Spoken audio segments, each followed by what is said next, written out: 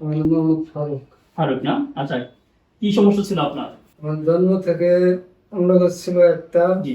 এটা আমি দেখছি কিন্তু বুঝতে পারিনি। ওর নিচে একটা ছিল। নিচে একটা ছিল, এটা আমি জানি যে একটাই।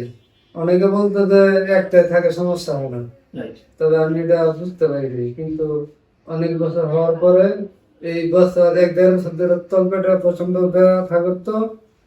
ব্যথা করার পর আমি সিটি স্ক্যান করি, আলট্রা করি, তারপরে এই কি বললো যে এখানে একটা অন্ডকোষ রয়ে গেছে, বিভ্রান্তির ভিতরে রয়ে গেছে, নামে নাই। রয়ে গেছে, নামে নাই।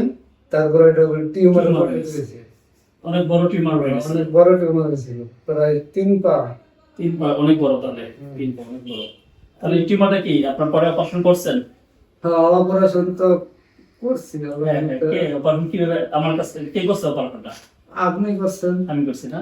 আচ্ছা, আমার নাম কি জানেন? আপনার নাম রিয়াজ মাহমুদ বাবু স্যার। আচ্ছা, ঠিক আছে।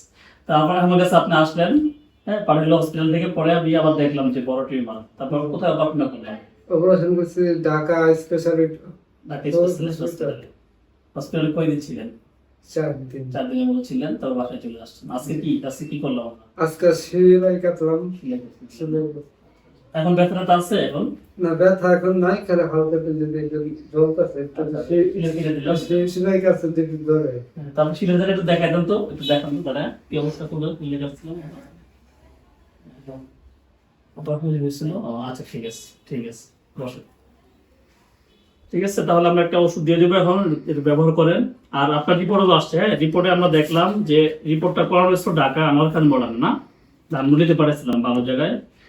5C রিপোর্ট, ওখানে একটু আপনার রিপোর্টটা আসছে, একটু টিউমারে আসছে, সেমিনোমা আসছে, বুঝতে পারছেন? তো আমরা আপনাকে এখন একজন অনকোলজি, মেডিকেল অনকোলজি ডাক্তার আছে আমাদের এখানে, হ্যাঁ, সরকারি ডাক্তার, বড় ডাক্তার, ওনার কাছে পাঠাবো, কিছু ওনার কাছে পরামর্শ নেবেন, হ্যাঁ, থেরাপি লাগবে কিনা। ঠিক আছে না? তার থেকে আমাদের সেবা পেয়ে সন্তুষ্ট দাদার মধ্যে? জি, আলহামদুলিল্লাহ সন্তুষ্ট। ঠিক আছে, দোয়া করে, হ্যাঁ। আপনার আসসালামু আলাইকুম।